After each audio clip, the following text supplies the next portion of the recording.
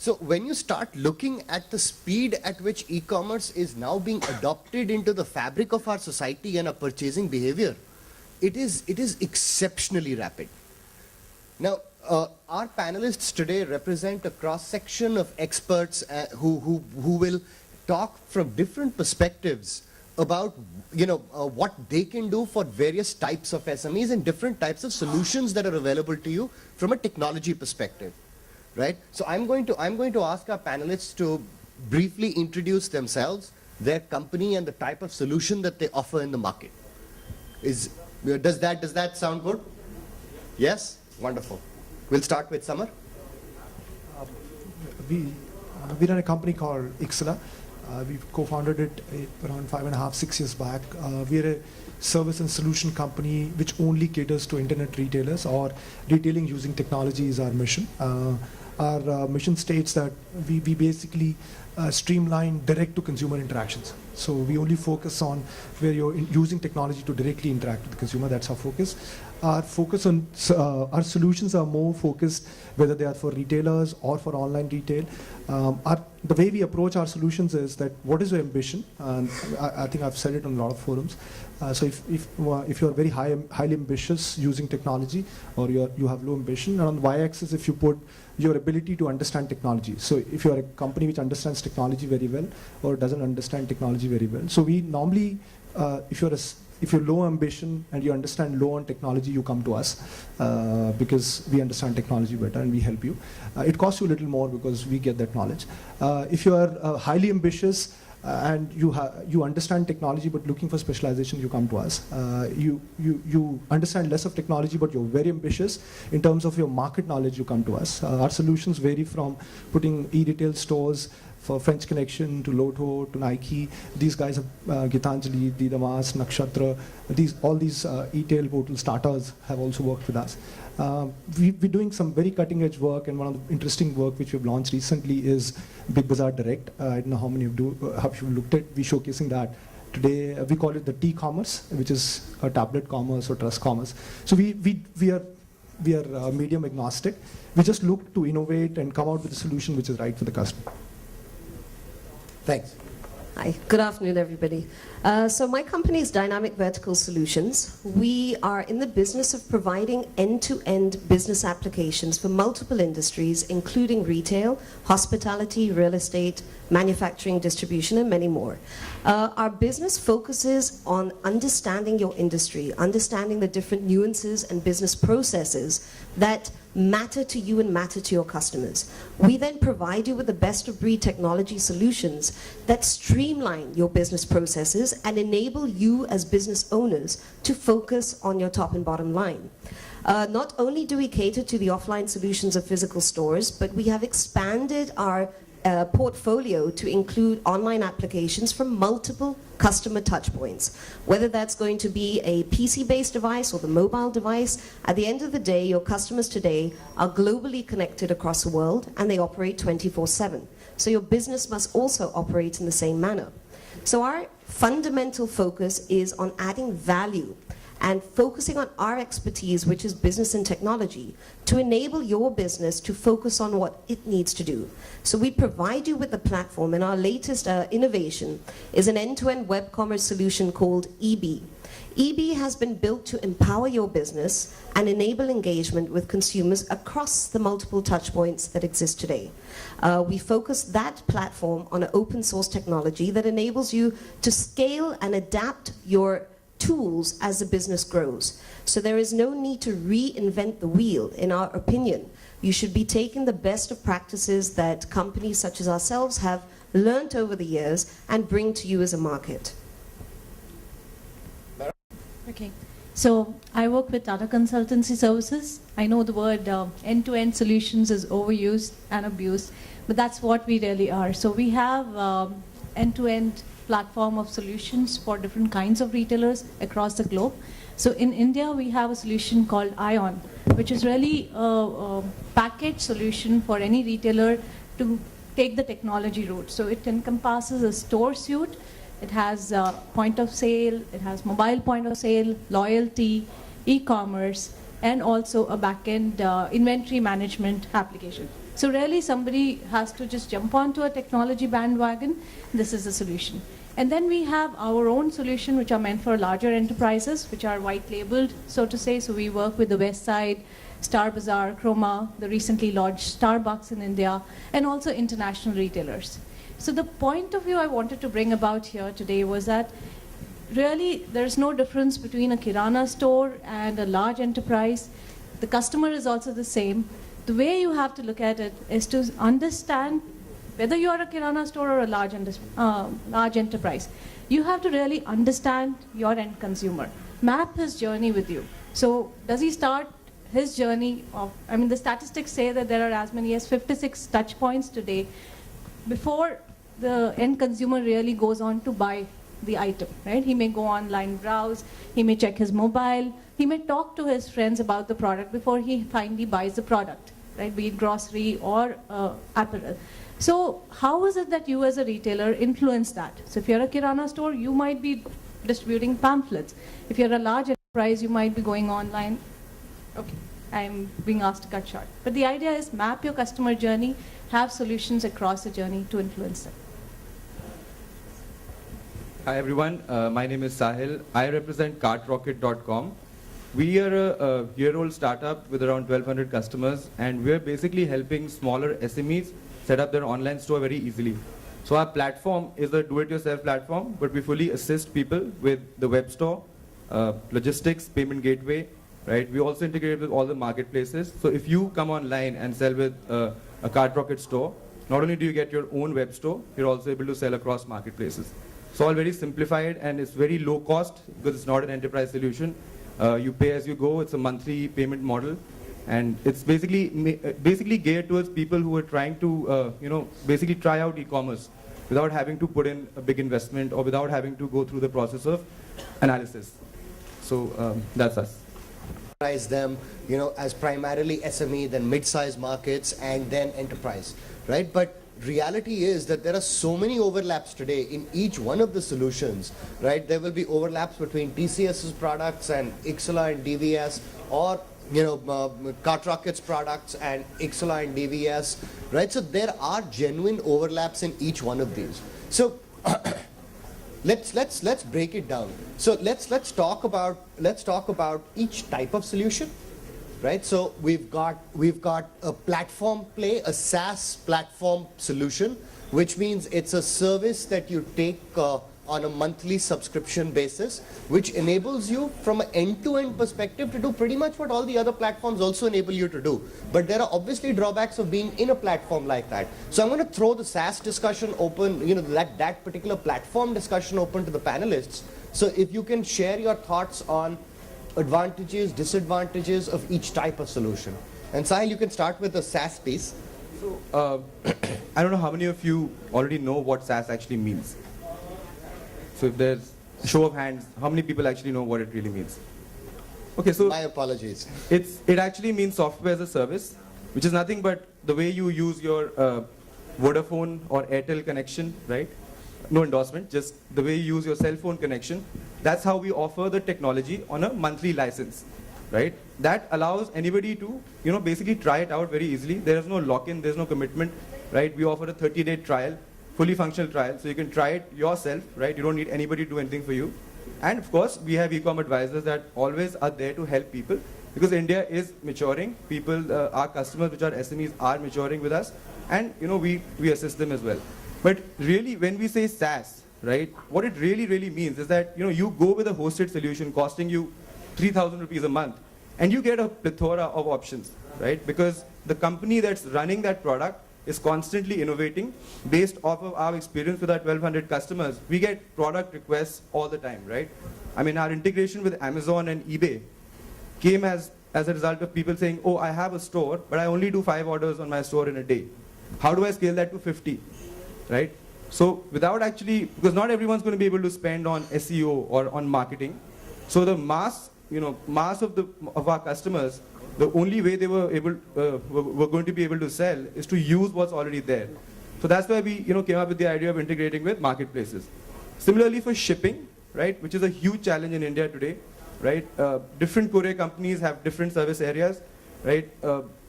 in aggregate, there are about 15,000 to 20,000 pin codes that should be serviceable. That's where the audience does lie, right? And Gaurav can correct me there if I'm wrong.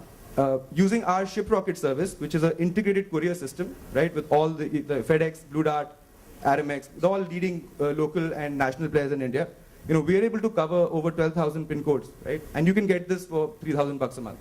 So I mean, that kind of value can be offered only in a SaaS-based solution because we're able to scale. We're able to spread things across a larger mass, and that works out for our customers as well as for us.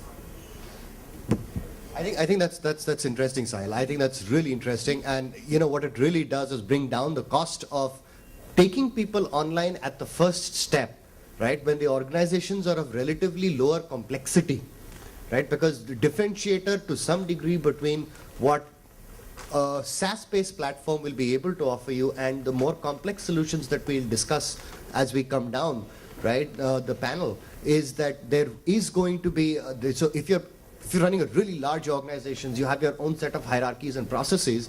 A CartRocket cannot service that, right? That's based on a common minimum of all the customers. The benefit that you get over there is that as the platform continues to upgrade, automatically your services continue to upgrade, right? So if tomorrow Android comes up with a new version, right? I think let's call it Ice Cream Parlor or some funky name like that, right? Automatically your services as soon as CartRocket's vertical platform upgrades to this thing, your services will also be compatible with that. So you don't have, there's no repeat cost. Again, the primary differentiator in their case is cost, and the primary disadvantage in their case, right, is that they can't cater to any custom requirements, right? That's a different thing that they probably have 80, 100 templates, and cater to several industries and verticals, but which all of the other players also do. But I think fundamentally that's the dissection of the SaaS kind of play. Then we've got the mid-size plays, and up to the two of you to help understand that what are the pros, cons, right? How do you see each solution playing out? I think I'll add to what Sahil said. So if I'm going again by, I've seen very, very large companies using SaaS. But I think their ambition about that particular technology is low. So let's say I'm a very, very large retailer, but I say for me, technology or direct to consumer interaction using internet retail or mobility or whatever shit will come later is that I need to get 1% of my business because the whole industry is getting 1%, so I'm fine with it. I would say it really, whether you are with the Walmart or you are a Kirana store, it still justifies to use a SaaS application. But if your ambition is anything more than that, then I'm sorry for using the word, the cookie cutter model will not suit you because technology itself will become a limitation as your ambition grows from that perspective. That's where I think a solution comes into play because you want to cater to your consumer in a way where nobody else can cater him in that respect. You want to make that consumer extremely happy. You want that consumer to be attracted to your service and not even look at any other service, and that requires some level of thinking, effort, understanding, and a workflow which exactly tunes to it. So that would be one. In my, I think initial part also I said, if you see technology as a very strong enabler to your consumer interaction, I think again you need to think a lot about the way you provide a solution. So I don't know, let me do a little bit of selling of what we do. So for example, we just launched a solution for a company called Big Bazaar. They're the third largest brand recall company in the country. And they have gone ahead, so Big Bazaar currently caters to 80 crore people. 80 crore, which is through their stores, let's say 200 stores they have. The ambition which the group had is we quickly want to cater to 120 crore, which is the remaining 80 crore people, right?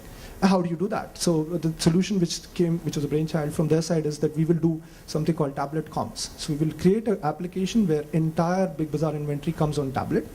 We will create 1 lakh franchises in all the hinterland and every part of the world, rest of the remaining of the world. And these guys will start selling using a tablet, and there is no need for a store. I don't know what to call it, e-commerce, e-tail. So let's call it T-commerce, right? It's very, very interesting. So a very, very simple idea. How do I cater to the rest of the 80 crore people? Here is a technology called tablet. We all know internet is accessible through the tablet, and let's go ahead and do it. So I think very, very large ambition, a very simple hardware solution called tablet, and it's a little bit of brain use to figure out how do you deliver that application. So again, if your ambition is very large, you need to figure out interesting answers and technology. I'd just like to understand you all a little better. If I could just ask by a show of hands, how many of you are retailers, wholesalers, manufacturers? If you could raise your hands. Okay, and how many of you have actually gone online already? Okay, and how many of you are evaluating to go online? Okay, so a little bit of the mix. I presume the rest are service providers, but I'll take my guess there. So at the end of the day, as a solution provider who's catering to multiple hundreds of consumers, not just across India, but the Middle East, Africa, and the States, our sincere expertise has taught us to actually evaluate what is it that you're looking to do. Yes, you can go online, dime a dozen. You'll find plenty of template-based approaches to start your business. But as a serious contender, if you're looking to be alive come the next financial year, you have to be very serious about the value proposition that you're offering. And in addition to the kind of products or services, you must, and I completely agree with you, engage with your customer to differentiate yourself from your competition. Because there are thousands of players who are going online every day. So what is the difference that you are giving compared to the other businesses who are also going live at the same time? So again, our experience, we evaluated every single technology platform or product, you can say, that was available in the market. And for the kind of clientele that we cater to, we did not feel confident that these products would be sufficient to enable a business to scale in a very consolidated way. Our experience has also taught us that if you are continuously having to customize a product, you are having to spend a lot of that investment to build something that could already be available out of the box. So we rather prefer to let you focus on the business and look at technology. We know these processes. You have your products, you put your inventory online, but it doesn't stop there. You have to look after your customers. You need a CRM. You need a loyalty system. You need offers and promotions and discounts. You may have B2B vendors and marketplaces that you need to integrate with, which are available out of the box through many platforms. You will have post-sales support, call center management, shipping and delivery. There are n number of facets that you have to make sure are catered to through the technology that you adopt, because you do not want to do an investment to have to later chuck that investment and start all over again, which a lot of companies do. I'll give you an example. I won't name the name, not for another 10 days. This company had taken a platform where they had spent 4 years investing in customizations, building from their experience and learning. They reached a point of saturation where they tried to make a change. And online, you have to make a change that's ready within minutes, not months. So they tried to make a change, but it affected 10 different points in the system that had been customized. So they reached a point of saturation that it was becoming extremely long to be agile, to evolve with the customers. Therefore, technology is not suiting you. Technology is meant to be the backbone that enables you to make changes at the speed of lightning, because that's the way the world is changing and the industry is moving. So they had to chuck that system. That 4 year of investment was now no more. And they went with us because we provided a platform that understood the nuances of their business and provided those functionalities out of the box. Now, I use a difference between customization and configuration. Configuration enables you to take an existing set of processes and map them to the way your business works. No two businesses are going to work identically the same way, but you will have factors that are pretty much identical. You'll all have to ship, you'll all have to support, you'll all have to manage inventory. So those things are common. But again, be sure that the platform you choose does enable you to tweak those rules according to the way your business operates, because you must differentiate yourselves at the end. So just to sum up, I would like to say that I would advise businesses to focus on their customer strategy and their entire engagement strategy with their vendors as well. It's not okay just to say, let me get online to test the waters, because you're making an impression with your brand as soon as you're live. And if you make a wrong impression at that start, it's very difficult. It's very difficult to actually make it up later. So my advice is focus on your customers, explore what's in the market today, and find a fit that suits your current and your futuristic vision. I think great points, some great points there. This thing, quick summary of what Samar and Reshma said. So clearly, this is the next category of systems, and like I said, in my mind, I differentiate them on cost and complexity and customization, right? Now, you're starting to see elements of complexity, which they're talking about, right? You're starting to see elements of cost. So there we were talking of a 3,000 rupees a month solution. This will be more in the range of ballpark numbers? There really isn't a ballpark because, again, every client is different. Ballpark number. It depends. For example, if you're going online, do you want all of these facets at the start? Do you want to wait 3 months before you engage? So I'm not going to give a figure. Ballpark number, Samar? So I think a customized solution would minimum start between 5 to 10 lakh rupees. And but depending upon how well have you understood the technology, you can do a very, very high class enterprise solution and not more than 50 lakhs to a crore. Yeah, so I think that, so great, thank you so much, right? You bailed me out on that one, right? So there you've got a solution, right? So again, I'm just trying to differentiate the basic tenets, right? At the end of the day, this is what differentiates these different types of solutions for different types of consumers, right? There'll be retailers who will be able to put out 1 crore of rupees or 50 lakhs or 20 lakhs or 30 lakhs as an investment in their platform. There will be retailers who will say, boss, I can't afford more than 10,000 rupees a month or 20,000 rupees a month. And that's an entirely different market. And then there will be people who will make that 1 crore look like a dwarf sum. And with that, I introduce you to Meryl. So I think there are both kinds of players that we interact with in TCS, right? So it ranges from the 3,000 to the 1 crores. I'm not denying the fact. But then the key lies in what is it, like what she was saying, right? So the key lies in understanding what your customer strategy is. So e-commerce is just not going online, putting some products. There is a whole lot back end, the whole lot of maintaining it. Who will update your products on a daily basis? Who will update the prices, the information linked to it? Today, if I want to buy a laptop bag, just going online doesn't help me because it doesn't tell me what is the size, how does it look on me, what are the pockets that are inside. That's what I really want to know when I buy a laptop bag, and that's the experience that I get inside the store. So there's a lot of complexity around when you go online. So you need to understand that, be able to find a product, because all these different e-commerce products in the market also have their own nuances and pros and cons, each one suited to a different kind of industry. We have to look at that. Then as a retailer yourself, you have to look at the time to market. Do you want to go online tomorrow, test the waters, come back? I think SaaS is a very good solution for that. Eventually, you can derive your strategy, create your own customized solution. One example, if time permits. So one very beautiful retailer in Brazil. They're a small retailer, but very innovative in the way they do things. They're a furniture retailer. So what they wanted to do was expand their customer base. Just being store-driven was not allowing them to expand in a country like Brazil. Very typical, very much like India, and vast population spread across. So how do they reach out to the customers? They created Facebook storefronts. So they encouraged employees and friends of employees to create social storefronts. You've all heard Amway, right? So they distribute products through friends and family. The same way they encouraged employees to use Facebook to create those 5 or 6 products on their own Facebook pages, which other customers can then buy from Facebook. And eventually, the entire value chain is benefited. It is a beautiful story. They never went online, nothing else, but through Facebook, and they won awards at various international retail conferences.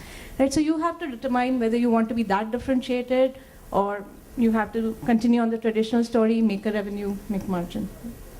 So I think again, great thought process here. So I'm just going to share a thought. So there you had something that was configurable at a group common minimum.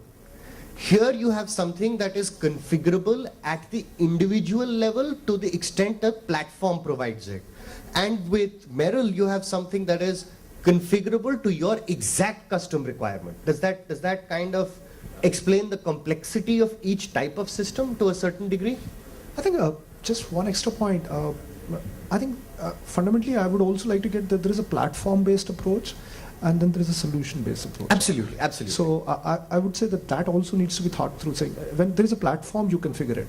When there is a solution, you make it, or Exactly. you solutionize it, right? You say, "Oh, this is what is required, and who cares which platform is there? You just get it done the right way."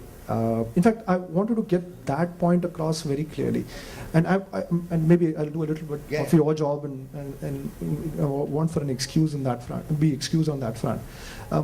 I think I would like to leave a question saying that I think large format retail stores have got their CEOs who have been CFOs before, because in large format retail, it's all about cost.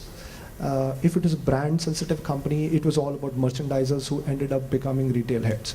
My understanding is that the way retail as a business is evolving, I think CIOs will become CEOs of the company. And I think that's a very interesting thought which we can potentially discuss and say, because what is the service you're providing and how you're providing? And if technology, or whatever technology, whether it's a tablet, mobile, I don't know, some gun will come tomorrow and which will be taken by the sales guy moving in the rooms. And I would like to share some solutions which we are doing on those fronts, where if 80% of the service you're providing is technology enabled as a retailer, then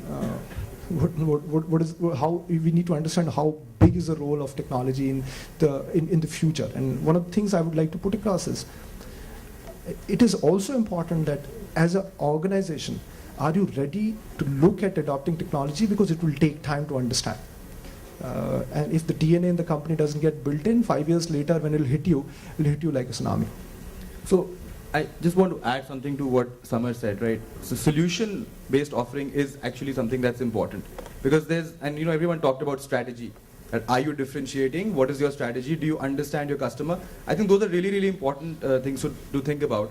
But at the end of the day, right, I mean, today we've done several big brands as well, right? We've done sites for Da Milano or Gaurav Gupta or Yashraj Films. So we've done some big brands where other solution partners have used our platform, right, effectively. So, I mean, it still helps them save money at the end of the day.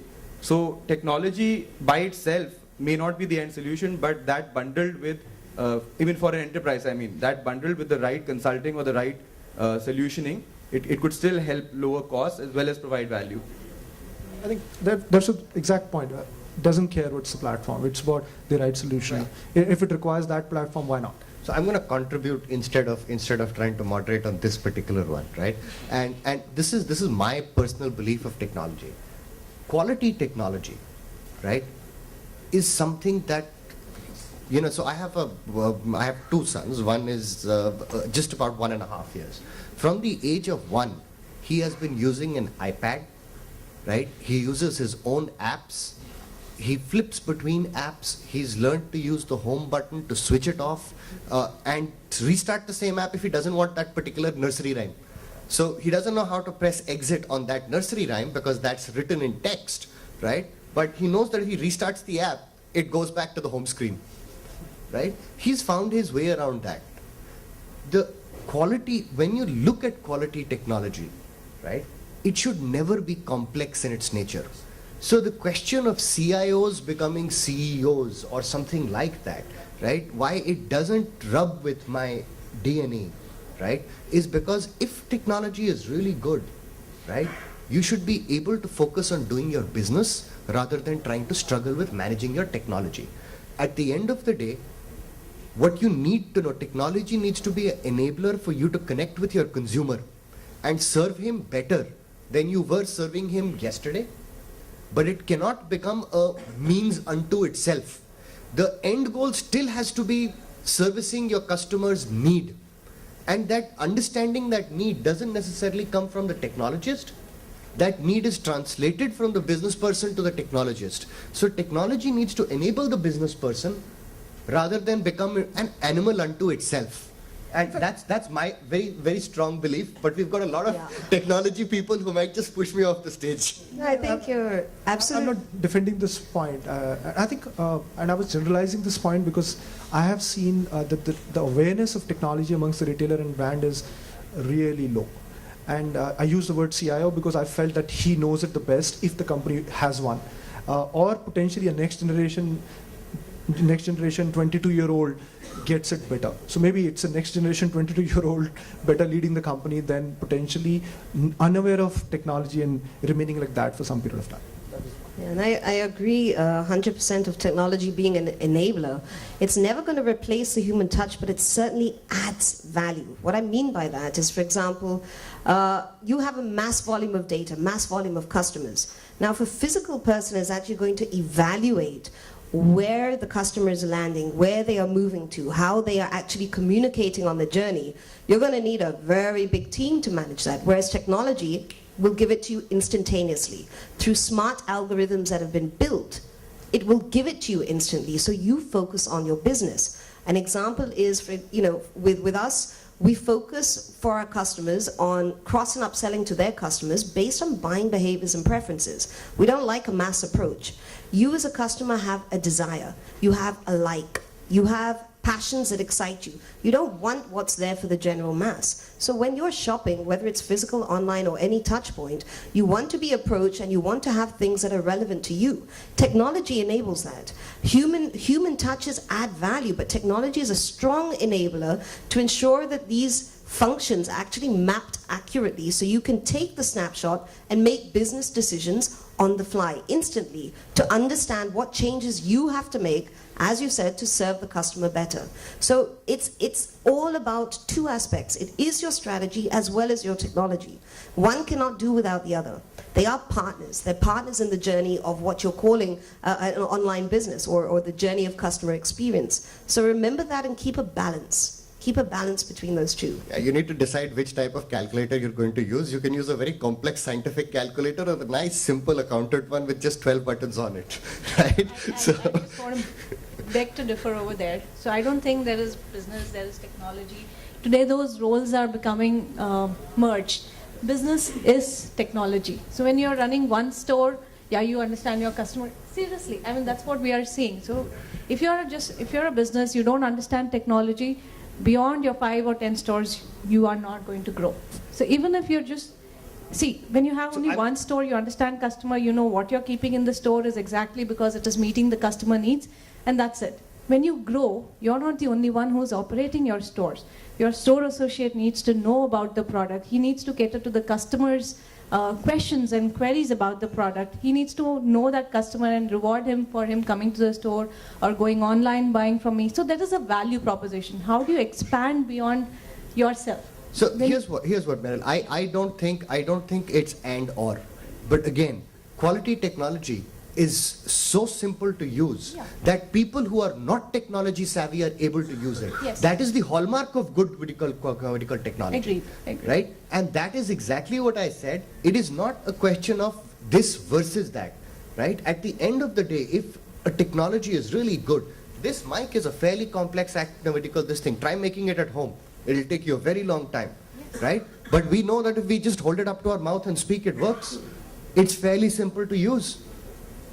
Right? At the end of the day, any good quality technology, from my pen that works, nice little notes that I make, to the mic, to the television screen in front of us, these are examples of simple to use technology. Now, when you look at a solution for different types of retailers, right? But this is a retailing conference, right?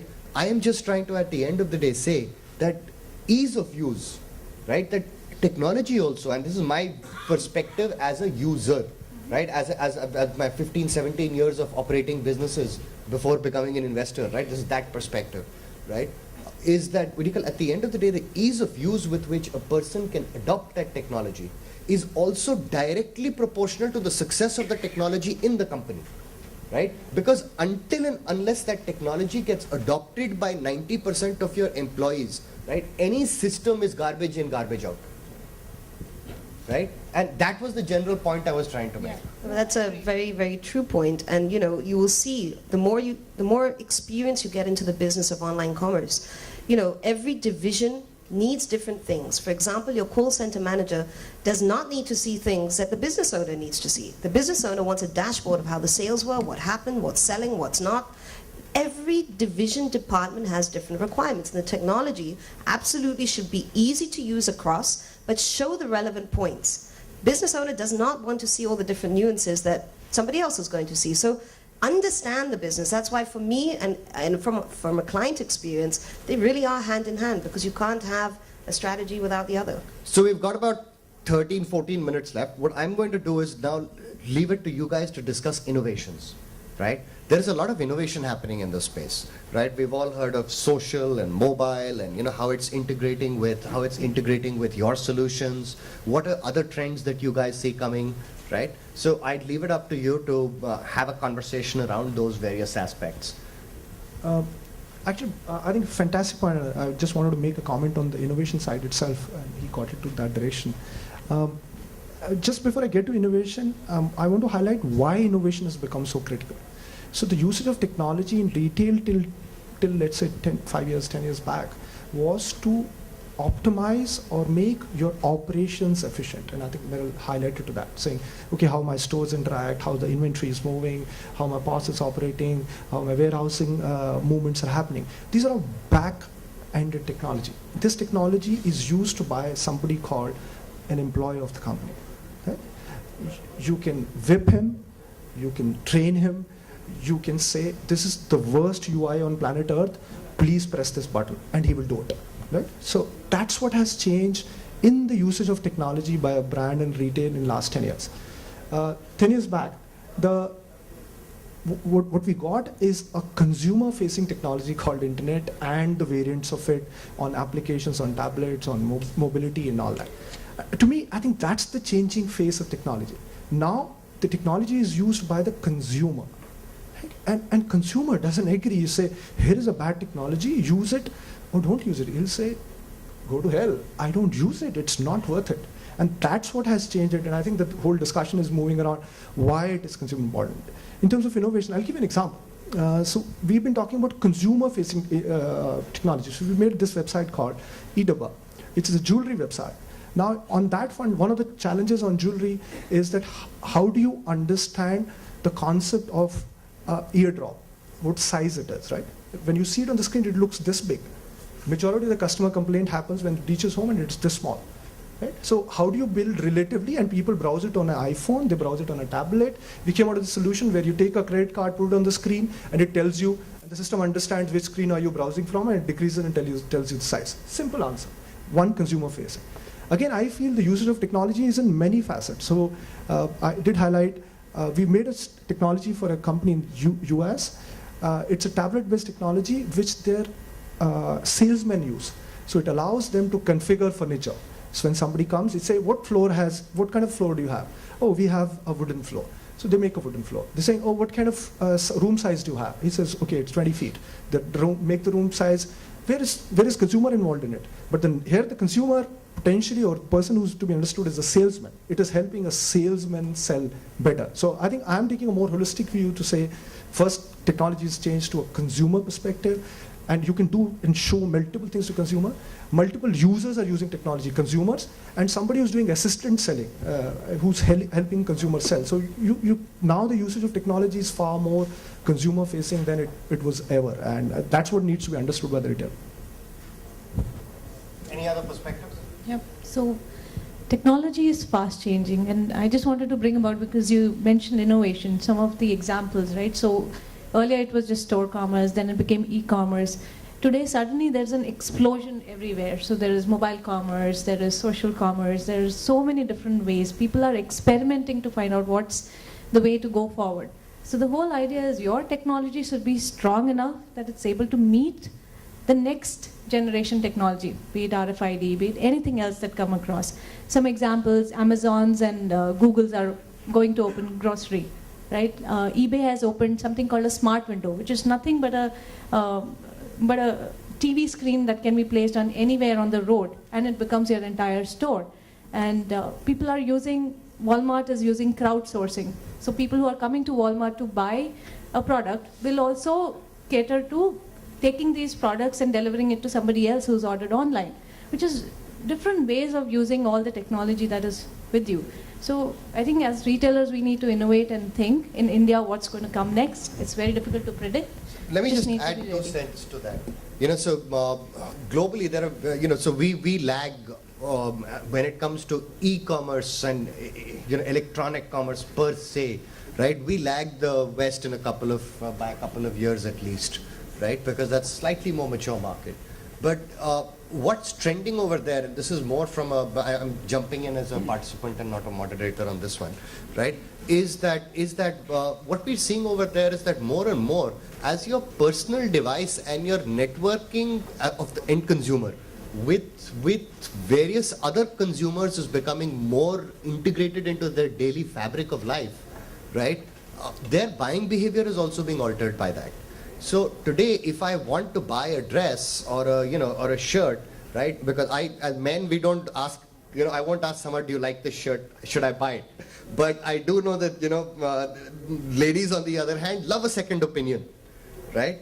And very often, so today, social buying, right? Which was not possible earlier. People used to go together to shop, right? Today, she can be in Bangalore and do a social buy, right? That means take an opinion from one of her referral partners, her friends, right? Anywhere, right? And technology enables it. So you're seeing a lot of integration of social and mobile into the technology, into the buying space per se, or to the e-commerce space per se. And those are trends that we will continue to see in the future, right? Today, almost 60% of searches are actually happening on the mobile phone, right? So from a stage where they were all happening on the laptop, they've moved to the mobile phone. Almost 20-25% of any business, even if they don't have a mobile website, traffic is actually coming from the mobile, even if you don't have a mobile website. So if your site doesn't serve on a mobile, as it gets distorted because of this thing, right? You're not serving half of your customers, if not more, right? So these are things. So I think you guys should talk about that. Maybe we've got 4 seconds, but let's. So I'm probably going to leave it at that. Okay, guys, we're going to leave it at that. We haven't managed discussing innovations adequately, but what we will do is we'll take a couple of questions and hopefully use those questions to answer anything that we may not have answered because